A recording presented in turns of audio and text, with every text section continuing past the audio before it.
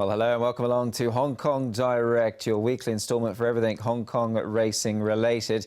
And have we got a busy show coming up this week? Let's take a look at what is coming up on today's programme. We're going to pay a visit to a former Hong Kong trained galloper now enjoying a second career over in Sydney, Australia.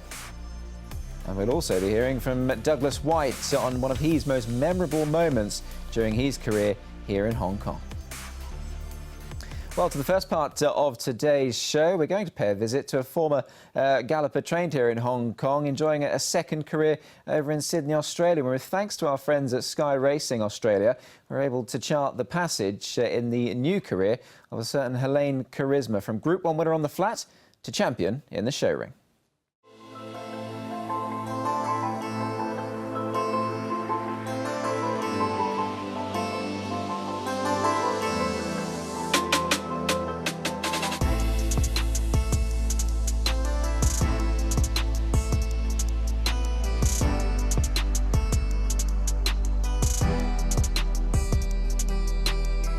For the fight tonight is Helene Charisma, and he's gone on by the favourite here, Helene Charisma, in the winning groove tonight.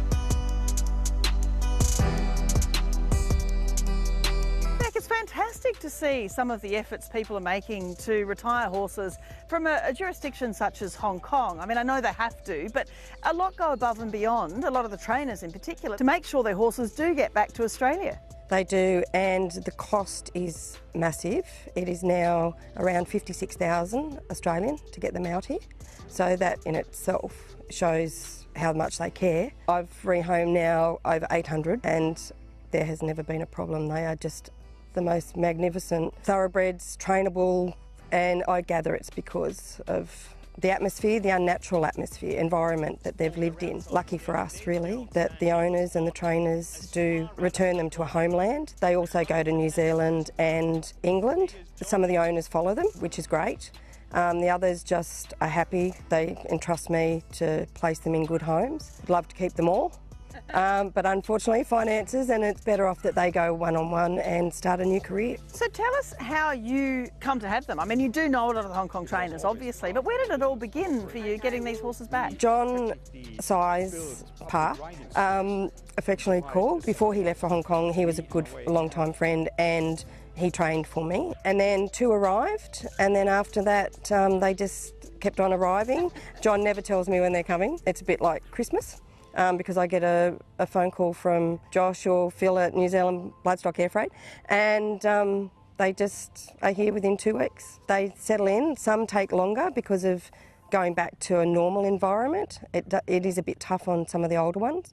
They're better off to have a short break to get over the trip, but then start and do something because they are familiar with people not being out in the paddock. They can't all be show horses. They have to be beautiful. They have to be an Elle Macpherson type equine. Some of mine, even after tendons, have gone on to be fantastic eventers and very loved. Some are people's best friends. I've got family just around the corner in Yarramalong Valley that have got 3, and they work with them every day, but they will never compete with them. Their children have grown up. The children want their inheritance, but the horses are getting it. Up the inside, Helene Charisma with Happy Dragon, Tasha Delic, Helene Charisma. She hasn't the penny dropped now. He's gone back to back.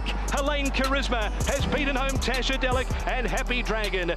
We're looking at a horse such as Helene Charisma, a Group 1 winner in France, and he was a group performer in Hong Kong too, but had quite a following too.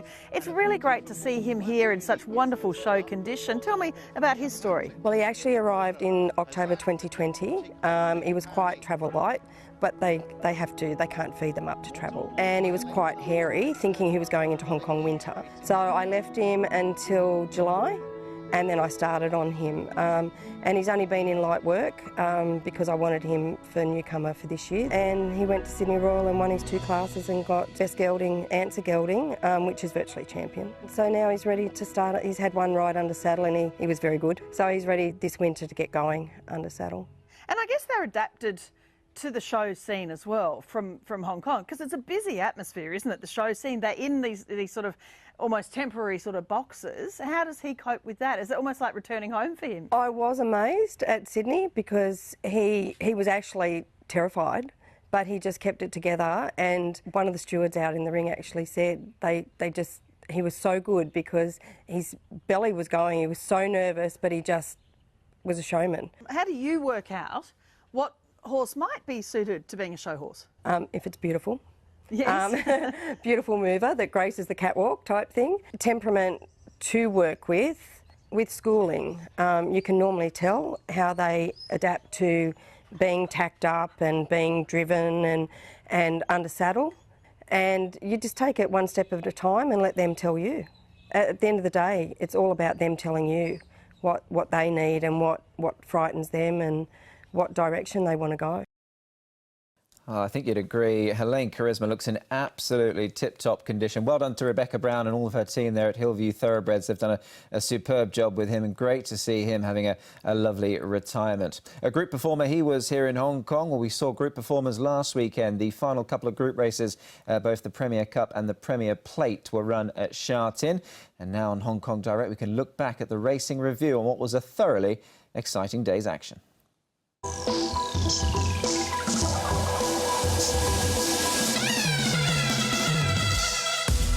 Tourbillon Diamond, there's a run between them for Champions Way. Butterfield trying to keep Turin Red Sun in. Tourbillon Diamond the leader over Champions Way. Butterfield, still no run for Turin Red Sun. Tourbillon Diamond, he's a length over Butterfield and Turin Red Sun. Still Tourbillon Diamond, 3/4 clear. Turin Red Sun's flashing through the middle. Late, too late. Tourbillon Diamond beat Turin Red Sun and Butterfield.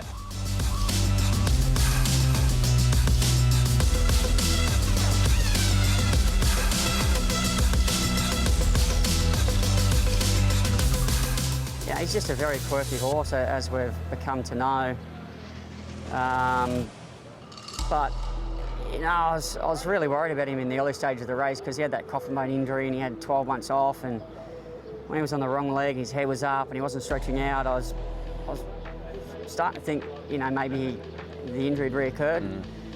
After he went a furlong, he changed his leg and then he got a little bit more comfortable and started to show a little bit more enthusiasm, so I sort of kept him going, and then we know what he did in the end. 300 metres to go. He's 2 lengths over Lucky Patch. Here's Blaze Warrior with the lightweight. Then Cheerful Days and Beauty Joy is starting to charge down the centre. The leader Healthy Happy. Beauty Joy, Lucky Express through the centre. Beauty Joy's taken the lead. Formerly Talladega. He's going to shake and bake big time, baby. What a win.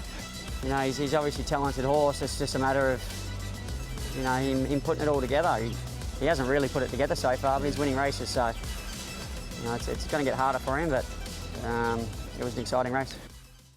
Yeah, I think a performance that many just marvelled at. Beauty Joy winning on the weekend. Well done to his connections. And with that win on Tourbillon Diamond, Alexi Bedell registered his 8th Group win for the season. So a wonderful season. Alexi has had obviously a brace of Group 1s as well, courtesy of Wellington. So well done to all the victors last weekend. Let's take a look at what's coming up, though, in the next couple of weeks. Meetings here in Hong Kong. We've got Sha Tin this Saturday. We've then got a Tuesday meeting at Happy Valley. Quite a rarity there. That's coming up on the 28th of June, of course. And then the 1st of July, it is the 25th anniversary Hong Kong Reunification Cup Day, coming up on a Friday afternoon. So thoroughly looking forward to that. As we leave you on this week's show, with it being the 25th anniversary of the reunification, the Hong Kong Jockey Club have put together some of the most memorable racing moments. You can cast your vote as well by heading across to allthewshkjc.com. And as we leave you, we're going to hear from Douglas Whyte, who recalls one of his most memorable moments here in Hong Kong. Many thanks for watching, and goodbye for now. Indigenous was a fighter. He was a champion. Indigenous was a Hong Kong representative. He came a long way very quickly, and he became a public figure. So he had a lot of followers. He gave me some very fond memories. Before the race, I would say anxious, possibly nervous. We were representing Hong Kong that had never won the Hong Kong Bars previously. Once I got on his back and I cantered down to the start, I knew I was in control. We know Indigenous can. In the international verse. And they're racing. Mazal just a little slow to go. Indigenous in the middle has jumped okay. The moment I'll never forget is the way he began out the gates, and when I angled him to go to the position in 4th, 5th position, he just, by himself, he just used his body and his shoulder and he just pushed the horse on my inside to the rail, and we were synchronized. And obviously the last 150 meters, when Darazari came back at me to beat me, and you can feel him just sink down and extend.